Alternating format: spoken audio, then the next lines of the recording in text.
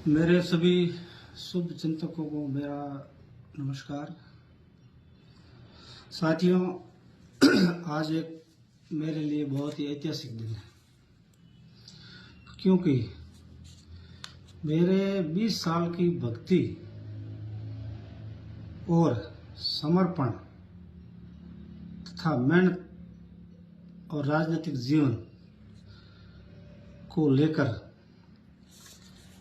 एक व्यक्ति ने सिर्फ कुछ ही पलों में मेरा भविष्य गहरे अंधकार में धकेल दिया। उस मुद्दे को लेकर मैं आज आ रहा हूं। आज से ठीक 4 साल पहले 10 दिसंबर 2020 को एक ऐतिहासिक घटना हुई थी। पंचायत राज चुनाव में मुझे प्रत्याशी बनाया। हालांकि मेरे लिए पहला चुनाव नहीं था।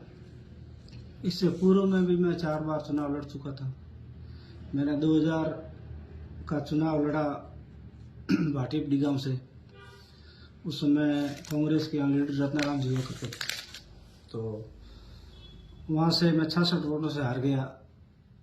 और फिर हमने मिलके भारतीय जनता पार्टी की जो मेरे सामने जीती, हमारी चाची थी माली देवी, उसको प्रधान बनाया। और उसके बाद 2005 का चुनाव लड़ा, हार गया। 2010 का चुनाव मैंने सेवाड़ा मोकादरा से लड़ा, सांतरू से वहां हार गया। 2015 का चुनाव मैंने ऑलरेडी रोपसे से लड़ा। हालांकि 2015 का चुनाव तो पार्टी के आला कमान लीडर और नेताओं ने कहा था। उस समय आपको पता हो तो 10वीं पास सर्टिफिकेट मांग रहे थे। एक हमने जहाँ कैंडिडेट तैयार किया, वो एन वक्त पर नट गया था, तो ये सब रात को मेरे पास आए। हालांकि उस समय कांग्रेस का ब्लॉक ऑफिस मेरे घर पे ही चलता था, मेरे कार्यालय में ही कांग्रेस चल रही थी। तो इन्होंने कहा, यार सीट 11 नंबर खाली जा रही है, तो चुनाव लड़ सकता है क्या? तो मैंने कहा सब लड़ लूंगा। वो चुनाव लड़ा, वो भी हारा। 2020 का चुनाव मैंने लड़ा, तो यहाँ पर सीट प्रधान की ओबीसी महिला की थी। तो नेता ने मुझे टिकट दिया और मैंने ये भी कहा, हालांकि जनरल सीट थी, वहां चाहता तो मैं खुद ही चुनाव लड़ सकता था, लेकिन ओबीसी महिला की प्रधान की सीट थी। तो यहाँ के लीडर कांग्रेस के रतन देवासी, उन्होंने मुझे जेंट्स की जगह लेडीज का फॉर्म भरवाया और रात को मुझे फोन किया कि दोनों फॉर्म भर देना। और फिर सुबह टिकट भी जारी की। क्योंकि अगर ये सारी बात आपको मैं समझाना चाहूंगा कि मेरा विरोध क्यों है, कैसे है और मैं क्यों विरोध कर रहा हूं पिछले 4 साल से, तो इसके लिए मुझे थोड़ा सा डीप में जाना पड़ेगा, थोड़ा बैक में जाना पड़ेगा। तो हालांकि 5-10 मिनट की ये वीडियो मैं आपको डाल रहा हूं, इसमें निर्णय आप लोग करना। मैं अगर कहीं गलत हूं तो मुझे कमेंट्स करना, और अगर नेता गलत है उनको करना। तो फिर इन्होंने लेडीज का फॉर्म भरा के, और मैं वहां पहली बार जीता 5वें प्रयास में। और 6 तारीख को, 7 तारीख को काउंटिंग थी और 5 तारीख के शाम को हम मेरे साथ सारे डेलीगेट मुझे देकर के एक होटल में कैंपेन करवाया। और साहब, यहाँ से जाने के बाद इस बंदे ने न तो मुझे मैसेज किया, न टेलीफोन किया, और न मुझे बधाई दी। क्योंकि मैं तो 20 साल से 5 चुनाव लड़के जीता था, तो मेरे लिए बहुत बड़ी बात थी। तो नेता को कम से कम मुझे टेक्स्ट मैसेज से तो बधाई देनी थी। इसने मुझे बधाई तक नहीं दी। तब जाके 7 तारीख का रिजल्ट आया। 8 और 9, 10 तारीख को सुबह 10 बजे तक फॉर्म भरने होते हैं। 11 बजे नाम वापसी और 1 बजे टिकट देना होता है। तो रात को जब ये लोग आए नहीं, काफी समय हो गया, रात को 11-12 बजे इस होटल में आए एकदम से, और आके और मुझे कमरे में ले गए। कमरे में ले जाकर हमारे बीच में क्या हुआ वो मैं नहीं बता पाऊंगा, लेकिन इन्होंने मुझे एक शब्द में कहा कि भाई आपको मैं प्रधान नहीं बना सकता। मैंने कहा क्या हुआ? तो नहीं बना सकता। फिर मैंने कहा सब, अगर नहीं मुझे प्रधान बना सकते हो तो आप मुझे फ्री करो। तो फिर मुझे उसके बाद इन्होंने रोकने की कोशिश की, गुंडागर्दी पे भी उतर आए, लेकिन हालांकि मैं वहां से आ गया।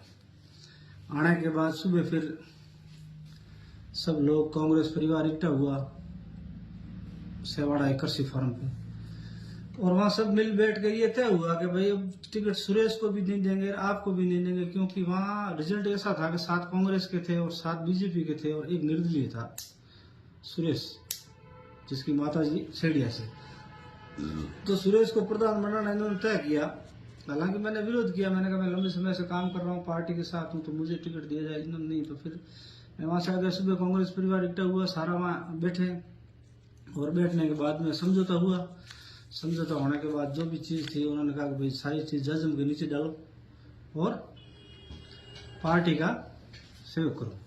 तो फिर उसके बाद हमने वोट दिया, प्रधान बना संडो और उप प्रधान भी हमने बनाया। और उस चीज को लेकर ये 12 दिसंबर तक 10 और 11 दिसंबर को चुनाव हो गए। 12 दिसंबर से इस आदमी ने मेरा पीछा करना शुरू कर दिया। मेरे तमाम पंचायत के टेंडर थे उन पर घोषे शुरू कर दिए। बिजली का मेरे ठेका चल रहा था, उसमें मुझे बहुत परेशान किया। मेरे घर पे इसने 5 बार पुलिस भेजी। एक बार तो स्वयं ये अपनी गाड़ी लेके और पुलिस के पीछे तक आया, 1 किलोमीटर दूर खड़ा रहा। और मेरे 20 करोड़ का पाइपलाइन का काम था डारा कंस्ट्रक्शन कंपनी का, तो वहां पर घोचेबाजी करा कर के प्रशासन से सरकार थी उन्होंने करके, और महज लास्ट में मुझे 2 करोड़ का काम मिला। और वो भी कई लोगों से सिफारिश कराने के बाद। सारे सरपंचों को डेलीगेटों का इकट्ठा किया, नाटक करवाया। तो इस तरह से मुझे दुनिया भर का इस आदमी ने नुकसान किया। और मैंने वोट दिए, वोट देने के बाद में फिर भी मैं 6, 8, 9 महीने घर पे बैठा रहा, लेकिन इस आदमी ने घोषाबंद नहीं किया। और मैंने सबको कहा, कांग्रेस के जो भी थे, राजीनामा करवाने वाले, उन सबको, तो किसी की हिम्मत नहीं पड़ी इसको जाके कहने की। और 25 सितंबर 2021 को इसके घर पे जन्मदिन था खुद का, इसने बड़ा कार्यक्रम रखा और मुझे उसमें नहीं बुलाया। तब मुझे पता चल गया कि इन तिलों में तेल नहीं है। और फिर मैंने वहां से बगावत शुरू करी। और जब समझौता किया तो मुझे ऐसा था कि भाई मैं समझौता करने के बाद राजनीति में कई बोलचालें होती है, ऊंच नीच हो जाती है, और उसके बाद अगर अपने मुख्य धारा में आते हैं तो कम से कम वो नेता अपने को मतलब उस चीज को आगे नहीं लेगा। लेकिन इसने आज दिन तक उस घोषेबाजी को छोड़ा नहीं है। तो ये बातें करनी जरूरी है। और इसके बाद आज भी ये मेरे आदमी को धमकी देता है, मुझे धमकियां भेजता है और व्यापार में नुकसान करने की कोशिश करता है। राजनीतिक रूप से तरह तरह के षड्यंत्र किए जा रहे हैं। तो मैं कहना चाहता हूं नेताजी, आप ये काम छोड़ दीजिए, ये काम आपका नहीं है, ये काम तो हमारा है, हमारा था, हमने छोड़ दिया है। लेकिन हमने हथियार रखे, हथियार चलाना नहीं भूले। आप ये बार बार थोती धमकियां मत दिया करो। और जिस दिन हमने धमकी दे दी तो उस दिन भारी पड़ जाएगा। आप हमारे आदमियों को भी धमकियां दे रहे हो, इधर उधर दे रहे हो। किसी भी मेरे साथी और मेरे आदमी को अगर कुछ आपने कॉलर भी खींच लिया तो मैं मेरी अस्मिता का सवाल समझूंगा। नहीं तो आप अपनी राजनीति कीजिए। आप अंग्रेज बन के आए हो, आपके लाणवाड़ा में मैं था, फाउंडर मैन मैं था। और स्थिति ये थी कि जब हम आपको लाए थे तो जैसे आपका आज खौफ है ना यहाँ, इससे ज्यादा खौफ रत्नाराम जी का था यहाँ कांग्रेस के अंदर। और मैं आपके समाज में, आपके घरों में, आपकी जाति के लोगों के यहाँ लेके जाता था तो लोग दरवाजा बंद करते थे, शटर बंद करते। आप भूल कैसे गए हो? और एक व्यक्ति ने तो अपने हाथ में से लोटा ही छीन लिया था कि यार इस ब्लेंड को मेरे घर पे क्यों ले। उन्होंने ये भी कहा कि भाई तुम,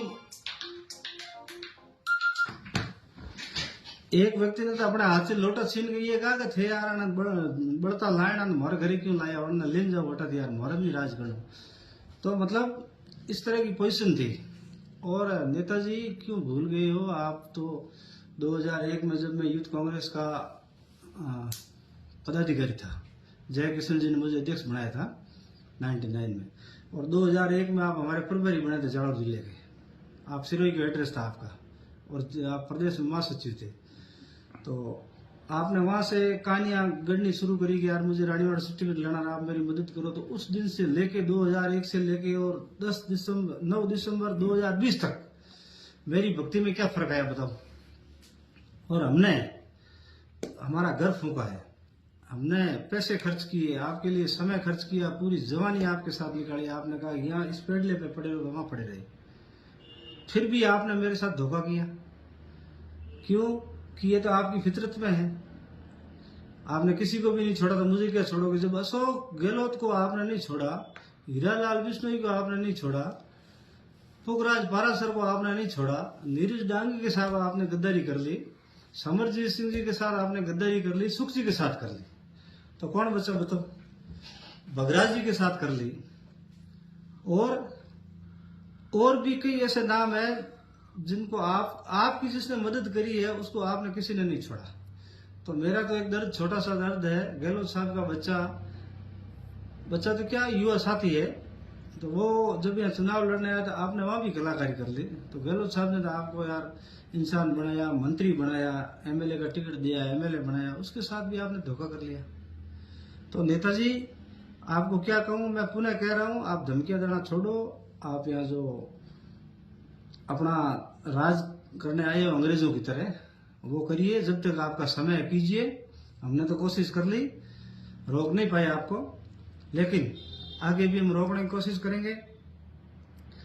और मैं रानीवाड़ा की जनता से अपील करना चाहता हूं कि ये बंदा किसी का नहीं है। नेता की, अपराधी की और साधु की कोई जात नहीं होती है, और उसमें तो इसकी तो बिल्कुल ही जात नहीं है।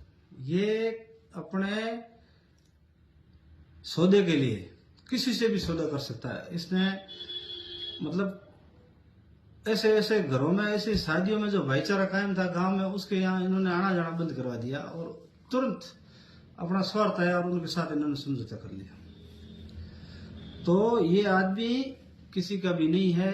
मेरे साथ तो धोखा किया ही। मैं तो 4 साल से लड़ रहा हूं, आप भी लड़ोगे। और सिर्फ इनके धंधे के अंदर, चाहे गलत हो चाहे सही हो, पार्टनरशिप रखता है, उसका काम करवाता है। हाल ही में भी कुछ टेंडर हुए हैं, बिल्कुल इनके करीब के क्लोज के लोग थे, उन्होंने भागीदारी वो ऑफर नहीं कर पाए और उनके टेंडर तुमने कैंसिल करवाए। 4 दिन पहले की बात कर रहा हूं मैं। तो आप किसी के भी नहीं हो। आप समाज करके और भाईचारा यहाँ खत्म करना चाहते हो। रानीवाड़ा की जनता अमन चैन चाहती है। यहाँ आप तरह तरह के षड्यंत्र करते हो, तरह तरह के लड़ाई झगड़े करवाते हो, भाई से भाई को लड़ाते हो। ये नेताजी आप बंद कर दिए।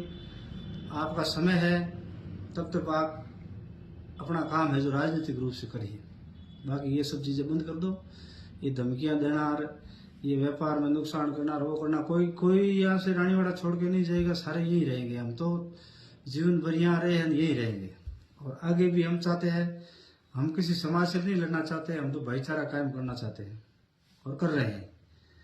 बाकी आप जैसे हीरा भाई को लेकर जो अभी बात चली, तो हीरा भाई की बात का आपको जवाब देना चाहिए था अगर आप गलत नहीं थे तो आपने उनको भी नहीं छोड़ा। अब एक मंजू गुरबानी और एक आपका कोई माउंट आबू का झगड़ा है प्रॉपर्टी को लेकर, तो उस झगड़े को आप यहाँ रानीवाड़ा में लाके सामाजिक रूप देना चाहते हो। समाज क्या समाज, आपका तो कोर्ट का मामला है, आपसी झगड़ा है और उसको आप यहाँ समाज में थोपते हो और आप पता नहीं कब समझौता करोगे, किसी को पता ही नहीं चलेगा। तो नेताजी मेरा पुनः एक बार आपसे निवेदन है कि आप इस तरह की गतिविधियां छोड़ दीजिए। आपने बहुत ज्यादा नुकसान कर दिया हमारा, और बार बार हमें ललकारो मत। और आज 4 साल हो गए, मेरा जो राजनीतिक कैरियर था वो आपने बिल्कुल खत्म कर दिया। हमने व्यक्तिगत पूजा शुरू कर दी, आपकी संगठन की पूजा की होती तो मैं आज विधानसभा में होता, लेकिन मुश्किल से पंचायत समिति में पहुंच पाया क्योंकि मैंने आपको ओवरटेक नहीं किया, आप पर भरोसा किया और हमने सोचा कि नेताजी हमको सेट करेंगे, लेकिन आपने नहीं किया। कोई बात नहीं। इसलिए आज 5वां काला दिवस और 4थी बरसी मना रहा हूं। आज ही के दिन आपने मेरे साथ धोखा करके, और नेताजी मेरी जगह दूसरा होता तो कब से आत्महत्या कर लेता, लेकिन मैं तो मजबूत था और मुझे पता है कुदरत ने मुझे इसलिए जिंदा छोड़ा है कि मुझे अभी और लड़ाइयां लड़नी है और पता नहीं मैं कितनी लड़ाइयां लड़ूंगा, लेकिन संघर्ष जब तक जान है संघर्ष जारी रहेगा। राजनीतिक रूप से चाहो तो राजनीतिक रूप से, और अगर इस लड़ाई को अगर आप दूसरा रूप देना चाहते हो तो आपका स्वागत है। मैं कभी वो आप बड़े शब्द कह रहा हूँ कि मैं मैदान नहीं छोड़ूंगा, रहूँगा रानीवाड़ा में। तो मैं आपको अगर ठीक